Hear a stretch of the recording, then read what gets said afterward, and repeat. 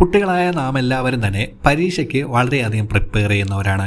പരീക്ഷയ്ക്ക് എങ്ങനെ കൂടുതൽ മാർക്ക് വാങ്ങാം എന്നുള്ള നിർദ്ദേശമാണ് ഞാൻ ഈ ചാനൽ പറയുന്നത്. ഇതിൽ 7 നിർദ്ദേശങ്ങളാണ് ഞാൻ അവതരിപ്പിക്കുന്നത്. അപ്പോൾ തീർച്ചയായിട്ടും നിങ്ങൾ ഈ 7 കേട്ട് പരിശീലിക്കാൻ പ്രയത്നിക്കുക. അതായത് വളരെ ലഘുവായ ചില നിർദ്ദേശങ്ങൾ മാത്രമാണ് ഞാൻ പറഞ്ഞു പോകുന്നത്. പരീക്ഷയ്ക്ക് നിങ്ങൾ കൂടുതൽ മാർക്ക് വാങ്ങാൻ നിങ്ങളെ ഇത് വളരെയധികം സഹായിക്കുന്നതാണ്. അപ്പോൾ ഒന്നാമത്തെ തത്വത്തിലേക്ക് നമുക്ക് പോകാം. പരീക്ഷയ്ക്ക് മുമ്പ് അമിതമായി ഭക്ഷണം കഴിക്കുന്നത് നിങ്ങൾ പരമാവധി കുറയ്ക്കുക. ഇത് നിങ്ങളെ പഠനത്തെ വളരെയധികം ബാധിക്കും. പരീക്ഷയ്ക്ക് മുമ്പ് നിങ്ങൾ അമിതമായി ഭക്ഷണം കഴിക്കുന്നത് നമ്മുടെ പ്രകടനത്തെയും പരീക്ഷ എഴുതുന്നതിനെയും സാരമായി ബാധിക്കുന്നുണ്ട്. കാരണമെന്ന് പറഞ്ഞാൽ പരീക്ഷയ്ക്ക് 3 മണിക്കൂർ മുമ്പ് വരെ നിങ്ങൾ എന്തെങ്കിലും ലഘുവായി കഴിക്കുക. ഫ്രൂട്ട്സ് ഐറ്റങ്ങൾ മാക്സിമം കഴിക്കാൻ വേണ്ടി ശ്രമിക്കുക. കാഠിന്യം നിറഞ്ഞ ഭക്ഷണങ്ങൾ തീർച്ചയായിട്ടും ഒഴിവാക്കുക. നാം വായിലൂടെ ചവച്ചരിക്കുന്ന ഭക്ഷണം നമ്മുടെ വയറ്റിൽ ഏകദേശം 3 മുതൽ 4 മണിക്കൂർ വരെ കിടക്കും. വയറ്റിൽ ഉൽപ്പാദിപ്പിക്കുന്ന ദഹനരസമാണ് നാം ഈ കഴിക്കുന്ന ഭക്ഷണത്തെ 3-4 മണിക്കൂർ വരെ ദഹിപ്പിക്കുന്നത്. ഈ ദഹനത്തിന് ചെറുകുടലിലേക്ക് ചെന്നെത്തുകയും അവിടെ വെച്ച് ഈ ഭക്ഷണം ശരീരത്തിന് ആവശ്യമായ ധാതു ലവണങ്ങളെല്ലാം വലിച്ചെടുക്കുന്ന മുഖാന്തരം തന്നെ നമ്മുടെ ശരീരത്തിലെ വിസർജനം ശരീരത്തിൽ നിന്നും പുറന്തള്ളപ്പെടുന്നു. ഈ ഭക്ഷണം ദഹിക്കുന്നതിന് ഊർജം ആവശ്യമാണ്. ഈ ഊർജം നമ്മുടെ ശരീരത്തിൽ നിന്ന് എടുക്കുന്നതുകൊണ്ട് തന്നെ നമ്മുടെ വയറ്റിലെ എല്ലാ രക്തചംക്രമണവും വർദ്ധിക്കാൻ സാധിക്കുന്നു. ഇത് നമ്മളെ തലച്ചോറിലോട്ടുള്ള രക്തയോട്ടം കുറയ്ക്കുകയും കൂടാതെ നമുക്ക് അമിതമായി ഭക്ഷണം കഴിക്കുന്നതിനോടൊപ്പം തന്നെ നമ്മുടെ എനർജി ലോസ് ആവുകയും ചെയ്യുന്നുണ്ട്. ഇതുകൂടാതെ തന്നെ എടുത്തു പറയേണ്ട മറ്റൊരു കാര്യമാണ് നമ്മുടെ IQ.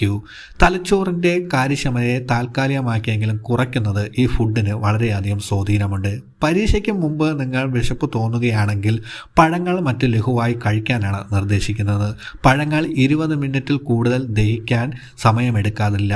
അതുകൊണ്ട് തന്നെ നിങ്ങളുടെ ദഹന പ്രക്രിയ വളരെ വേഗത്തിൽ തന്നെ പഴങ്ങൾ കഴിക്കുന്നതായി നടക്കുന്നുണ്ട്. എന്തായാലും നിങ്ങൾ പരീക്ഷ ഹാളിൽ കടക്കും മുമ്പേ വളരെയധികം ശ്രദ്ധിക്കേണ്ട ഒരു കാര്യം തന്നെയാണ്, പരീക്ഷയ്ക്ക് മുമ്പ് നിങ്ങൾ യാതൊരു കാരണവശാലും അമിതമായി ഭക്ഷണം കഴിച്ചുകൊണ്ട് കയറല്ലേ. പരീക്ഷയിൽ എങ്ങനെ കൂടുതൽ മാർക്ക് വാങ്ങാം എന്നതിനുള്ള രണ്ടാമത്തെ ടിപ്പാണ് നന്നായി ഉറങ്ങുക. പരീക്ഷയുടെ തലേ ദിവസം നന്നായി ഉറങ്ങുന്നത് നിങ്ങളുടെ ഓർമ്മശക്തി വർദ്ധിപ്പിക്കുന്നത് സഹായമാകും.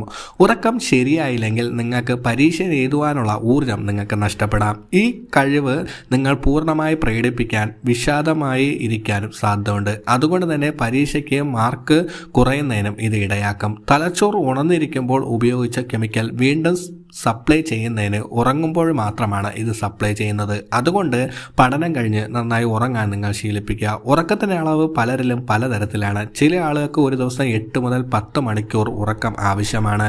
മറ്റു ചിലർക്കാവട്ടെ 5 മുതൽ 6 മണിക്കൂർ ഉറക്കമേ ആവശ്യമുള്ളൂ. 4 മുതൽ 10 മണിക്കൂറും ഉറങ്ങുന്ന സാധാരണയാണ്. എന്നാൽ ഉറക്കം കുറയുന്നത് നിങ്ങളെ അസ്വസ്ഥപ്പെടുത്തും. എന്നാൽ ഇതിൽ പറയുന്ന പുതിയ ടിപ്സ് അനുസരിച്ച് നിങ്ങൾ അരമണിക്കൂർ പഠിച്ച ശേഷം അരമണിക്കൂർ ഉറങ്ങുന്നത് നിങ്ങളുടെ പഠനത്തിനെ കൂടുതലായി സഹായിക്കും. 90 മിനിറ്റുകൾ വീതം ദൈർഘ്യമുള്ള സൈക്കിളിലാണ് ഉറക്കം നടക്കുന്നത്. പഠനത്തിനിടയിൽ പകൽ അരമണിക്കൂർ ഉറങ്ങുന്നത് നിങ്ങൾ കൂടുതൽ ഊർജ്ജസ്വലതയോടെ പഠിക്കാൻ നമ്മളെ സഹായിക്കും. പരീക്ഷയ്ക്ക് എങ്ങനെ കൂടുതൽ മാർക്ക് വാങ്ങാം എന്നതിനുള്ള മൂന്നാമത്തെ ടിപ്സാണ് പരീക്ഷ ഹാളിൽ നിങ്ങൾ നേരത്തെ എത്താൻ ശ്രമിക്കുക. പരീക്ഷ ഹാളിൽ നിങ്ങൾ നേരത്തെ എത്താൻ ശ്രമിക്കുന്നതിന് മൂലം തന്നെ നിങ്ങൾ ആ അന്തരീക്ഷമായി പൊരുത്തപ്പെടാൻ സാധ്യതയുണ്ട്. പരീക്ഷയ്ക്ക് 15 മിനിറ്റ് മുൻപെങ്കിലും പരീക്ഷ ഹാളിൽ എത്താൻ ശ്രദ്ധിക്കുന്ന ഒരു കുട്ടിക്ക് തീർച്ചയായിട്ടും പരീക്ഷ നടക്കുമ്പോൾ വളരെയധികം സ്ട്രെസ്സ് കുറയുന്നതായി കണ്ടെത്തിയിട്ടുണ്ട്. അന്തരീക്ഷമായി പൊരുത്തപ്പെടുന്നത് കൊണ്ടാണ് ഇങ്ങനെ ഒരു റിലാക്സേഷൻ നിങ്ങൾക്ക് ലഭിക്കുന്നത്. തീർച്ചയായിട്ടും ഈ പൊരുത്തപ്പെടൽ നിങ്ങളെ പരീക്ഷയ്ക്ക് മികവുറ്റ റിസൾട്ട് കൊണ്ടുവരാനും സാധിക്കും. പക്ഷേ പരീക്ഷയ്ക്ക് പഠിച്ചിട്ട് പോകണമെന്ന് മാത്രം. പരീക്ഷയ്ക്ക് എങ്ങനെ കൂടുതൽ മാർക്ക് വാങ്ങാം എന്നുള്ള നാലാമത്തെ ടിപ്സാണ് അറിയാവുന്ന ചോദ്യങ്ങൾ ആദ്യം ഉത്തരമെഴുതുക. നിങ്ങളുടെ പഠിക്കാൻ അറിയാവുന്ന ഏത് കുട്ടിയുടെ അടുത്ത് ചോദിച്ചാലും അവൻ പറഞ്ഞു തരുന്ന ഒരു ടിപ്സ് തന്നെയായിരിക്കും ഇത്. ആദ്യമായി നിങ്ങൾക്ക് അറിയാവുന്ന, അതായത് ഉയർന്ന മാർക്കുകൾ ലഭിക്കാവുന്ന ക്വസ്റ്റ്യൻസ് ആദ്യം സ്കോർ ചെയ്യുക.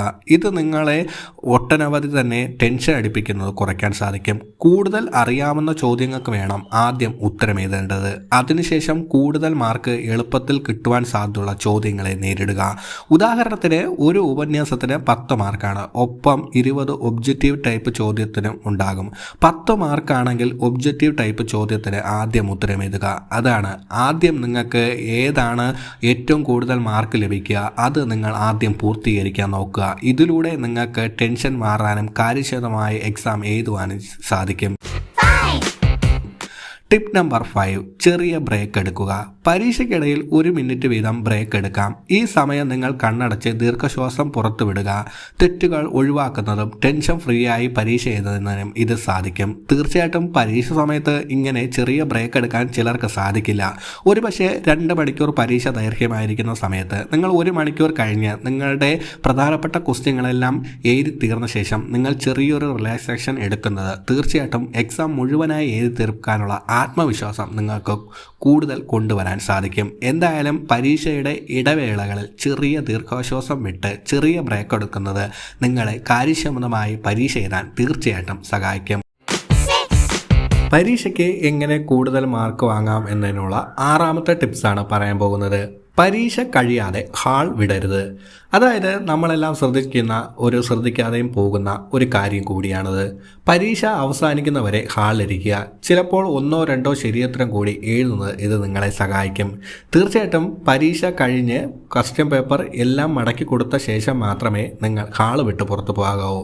അതുവരെ നിങ്ങളുടെ ക്വസ്റ്റ്യൻ ആൻസറുകളും ആൻസർ ഷീറ്റുകളും എല്ലാം തന്നെ ഒന്ന് പരിശോധിക്കാനും അതോടൊപ്പം തന്നെ എന്തെങ്കിലും തെറ്റുകുറ്റങ്ങൾ എഴുതിയ ഉത്തരങ്ങളിൽ ഉണ്ടെങ്കിൽ അത് തിരുത്തുവാനും നിങ്ങളെ ഇത് വളരെയധികം സഹായിക്കും. ടിപ്പ് നമ്പർ 7, വൃത്തിയുള്ള ഉത്തരക്കടലാസ്.